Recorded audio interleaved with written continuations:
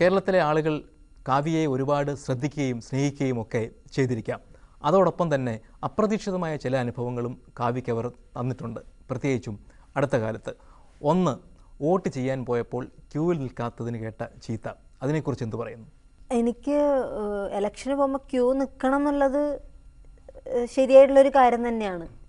പക്ഷെ ഞാനത് തെറ്റിച്ചു എന്നുള്ള പോലെ പറഞ്ഞതിൽ എനിക്ക് സങ്കടമുള്ളൂ. കാരണം ഞാൻ ക്യൂ നിൽക്കാതെ പോയിട്ട് വോട്ട് ചെയ്യണമെന്ന് ആഗ്രഹിച്ചിട്ട് പോയ ആളൊന്നുമല്ല. ഞാൻ വളരെ മര്യാദയ്ക്ക് വൈകുന്നേരമൊക്കെ ആകുമ്പോൾ വെയിലൊക്കെ ഒതുങ്ങിയതിന് ശേഷം പോയിട്ട് വോട്ട് ചെയ്യാൻ വേണ്ടിയിട്ട് തലേ ദിവസക്കാരൻ ഞാൻ ആദ്യമായിട്ടാണ് വോട്ട് ചെയ്യണത്. പക്ഷെ എനിക്ക് ഭയങ്കര സങ്കടം ഉണ്ടായിരുന്നൊരു കാര്യം എന്താ വെച്ചാൽ, ചാനലുകാരെല്ലാവരും വന്നിട്ട് അവിടെ വെയിറ്റിംഗ് ആയിരുന്നു.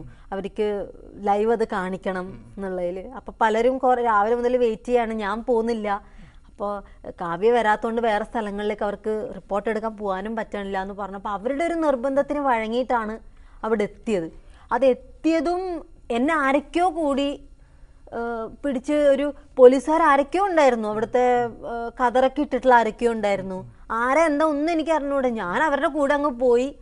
അപ്പം അച്ഛനമ്മയും ക്യൂവിൽ നിന്നു, എന്നെ വേഗം കയറ്റി. അപ്പോൾ അവർ പറയുകയും ചെയ്തു, അകത്തുനിന്ന് പറഞ്ഞു, കാവ്യ ഇപ്പം വന്നു കഴിഞ്ഞാൽ പെട്ടെന്ന് വോട്ട് ചെയ്തിട്ട് പോവാം കാവ്യക്കെന്ന് പറയുകയും ചെയ്തപ്പോഴാണ് ഞാൻ പോയത്. കാവ്യ തന്നെ പലതവണ കണ്ടിട്ടുണ്ടാവുമല്ലോ പത്രത്തിലൊക്കെ, മുഖ്യമന്ത്രി ഉൾപ്പെടെയുള്ള ആളുകൾ വോട്ട് ചെയ്യാൻ ക്യൂ നിൽക്കുന്നത്. അപ്പോൾ കാവ്യക്ക് അങ്ങനെ ഒരു VIP പരിഗണന കിട്ടില്ല എന്ന് അറിഞ്ഞുകൂടായിരുന്നു? അതാ എനിക്കറിയാം. അപ്പം അതുകൊണ്ടാണ് ഞാൻ ചോദിച്ചുകൊണ്ടിരിക്കുന്നുണ്ട്, അങ്ങനെ ചെല്ലാൻ പാടില്ലല്ലോ, അങ്ങനെ അപ്പം അവർ പറഞ്ഞു അകത്ത് കയറി നിൽക്കണം എന്ന് പറഞ്ഞു. അപ്പം ഞാൻ അങ്ങനെ അകത്ത് കയറാവോ? അപ്പം തന്നെ അതിനകത്ത് തന്നെ അതിന് കൊണ്ടുപോയ ആൾ തന്നെയാണോ വന്ന് ചോദിച്ചതെന്ന് എനിക്ക് അറിഞ്ഞൂടാ. ആർക്കെങ്കിലും ഇങ്ങനെ സൗകര്യം ചെയ്തു കൊടുക്കുന്നതിന് ബുദ്ധിമുട്ടുണ്ടോ എന്ന് ചോദിച്ചപ്പോൾ ഒരാൾ വന്നിട്ട് ബുദ്ധിമുട്ടുണ്ട് എന്ന് പറഞ്ഞു. അപ്പോൾ നാച്ചുറൽ, അത് സത്യം തന്നെയാണ്, അങ്ങനെ ചെയ്യാൻ പാടില്ല. അപ്പം ഞാനത് ആലോചിക്കണം, എന്താ എന്നെ ഇങ്ങനെ കൊണ്ടുപോയെന്നുള്ളത് ഞാൻ ആലോചിക്കുന്നത്. നോക്കുമ്പോൾ എൻ്റെ അച്ഛനും അമ്മയൊന്നും എൻ്റെ കൂടെ, അവരൊക്കെ ക്യൂവിൽ നിൽക്കുന്നുണ്ട്. അപ്പോൾ പുറത്തിറങ്ങി വന്നപ്പോൾ ക്യൂവിൽ നിൽക്കണം എന്നുള്ളൊരു ഇത് വന്നപ്പോൾ ഞങ്ങളുടെ വീട്ടിൽ ജോലിക്ക് നിന്നൊരു ചേച്ചി ഉണ്ടായിരുന്നു അവിടെ. അപ്പോൾ ചേച്ചി പറഞ്ഞു, മോൾ ഇവിടെ നിന്നോന്ന് പറഞ്ഞിട്ട് എന്നെ ക്യൂവിൽ നിർത്തിച്ചു. അപ്പോൾ ഈ പ്രശ്നമുണ്ടായ ആ പുള്ളിക്ക് ഞാൻ ഏറ്റവും ക്യൂവിൻ്റെ ഏറ്റവും പുറകിൽ തന്നെ പോയി നിൽക്കണം എന്നുള്ള വാശി. പുള്ളി വളരെ മോശമായിട്ട് കുറേ സംസാരിച്ചു. അതെനിക്ക് വളരെയധികം വിഷമമുണ്ടായിരുന്നു. ഇതൊക്കെ ന്യായമാണ് പറഞ്ഞത്, ഈ ക്യൂവിൽ നിൽക്കാത്തൊക്കെ ന്യായമാണ്, അല്ലാതെ കുറച്ച് മോശമായിട്ട്. അതൊന്നും ചാനലിലൊന്നും വന്നിട്ടില്ല, അവിടെ ഉള്ള ആൾക്കാർ മാത്രമേ കേട്ടിട്ടുള്ളൂ. ആ മോശമായിട്ട് കുറച്ച് സംസാരിച്ചപ്പോഴാണ് എൻ്റെ അച്ഛന് ദേഷ്യം വന്നതും അച്ഛൻ പുള്ളിൻ്റെ അടുത്ത് ചൂടായത്. വ്യക്തിപരമായിട്ട് കാവ്യയോടുള്ള ഒരു ഇഷ്ടക്കുറവൊന്നും ആയിരിക്കില്ല, ഒരുപക്ഷെ ഒരു മനോഭാവമായിരിക്കാം അത്. അപ്പം അങ്ങനെ ഒരു സിനിമാ താരമാണെന്ന് വിചാരിച്ചുകൊണ്ട് അങ്ങനെ ഞങ്ങളുടെ മുമ്പിലൊന്നും വന്ന് നിൽക്കണ്ട എന്നൊരു ഭാവം മാത്രമായിരിക്കില്ല അത്. അതായിരിക്കാം. പിന്നെ പുള്ളി അതിൻ്റെ ഇടയ്ക്ക് പറഞ്ഞൊരു വർത്താനം, ഞാൻ വെണ്ണലിൽ തന്നെ ജനിച്ചു വളർന്ന ആളാണ്, വന്ന് എന്താണ് ഞങ്ങളെന്തോ വന്ന് താമസിച്ച ആൾക്കാരാണ്.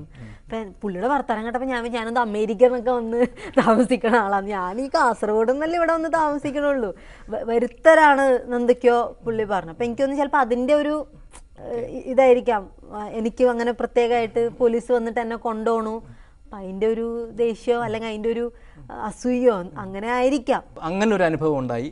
ഗണേഷ് കുമാറിന് വേണ്ടി പത്തനാപുരത്ത് വോട്ട് പിടിക്കാൻ പോയി. അതിനുശേഷം ഈ കരികോയിൽ അഭിഷേകം ഉൾപ്പെടെ പോസ്റ്ററുകളിൽ വന്നു, ചില DYFIയുടെ പ്രതിഷേധം വന്നു.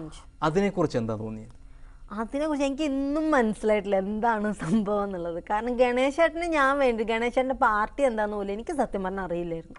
ഞാൻ പോയത് ഗണേശേട്ടൻ എന്ന് പറയുന്ന വ്യക്തിയോടുള്ള എൻ്റെ ഒരു അടുപ്പം കൊണ്ട് മാത്രമാണ്. ഗണേശേട്ടൻ ഇനി ഏത് പാർട്ടിക്കാരനായാലും ഞാൻ പോവും ഗണേശേട്ടൻ വിളിച്ച. കാരണം എൻ്റെ ചേട്ടൻ്റെ സ്ഥാനത്ത് ഞാൻ കാണുന്ന ഒരാളാണ്. ഇപ്പം നേരത്തെ നമ്മൾ പറഞ്ഞ വിഷയം തന്നെ, എൻ്റെ ജീവിതത്തിൽ വന്ന വളരെ മോശമായിട്ടുള്ളൊരു കാലഘട്ടത്തിൽ ഏറ്റവും കൂടുതൽ എന്നെ സഹായിച്ചത് ഗണേശേട്ടനാണ്.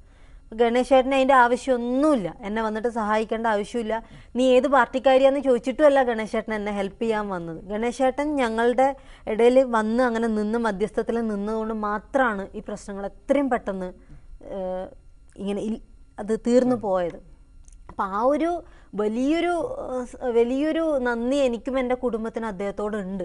അപ്പം അദ്ദേഹത്തിൻ്റെ ഒരു അങ്ങനെയുള്ളൊരു സമയത്ത് അത് ചെല്ലുക എന്ന് പറഞ്ഞാൽ എൻ്റെ ഒരു കടമയായിട്ട് എനിക്ക് തോന്നുള്ളൂ. ഒരു ഫംഗ്ഷന് ചെന്നപ്പോൾ ഇപ്പോൾ സാറ് പറഞ്ഞ പോലെ, അപ്പം എനിക്കറിയില്ല ഈ കരിങ്കൊടി കാണിക്കണത് മോശമാണെന്നൊന്നും എനിക്കറിയില്ല. അപ്പം ഞാൻ എൻ്റെ അടുത്ത് കരിങ്കൊടി കാണിക്കുമ്പോൾ ഞാൻ അവരോട് താറ്റയൊക്കെ പറഞ്ഞു, എനിക്കറിയില്ല.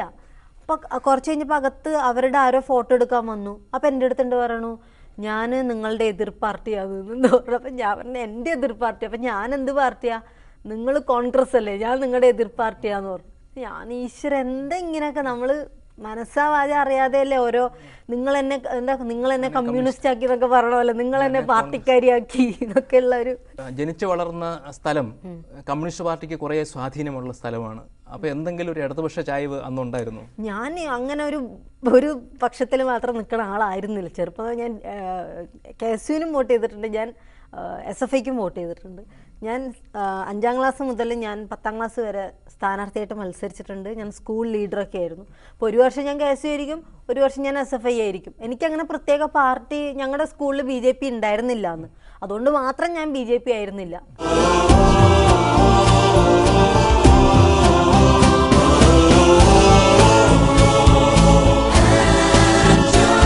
Different people, one home. ManoramaOnline.com, your home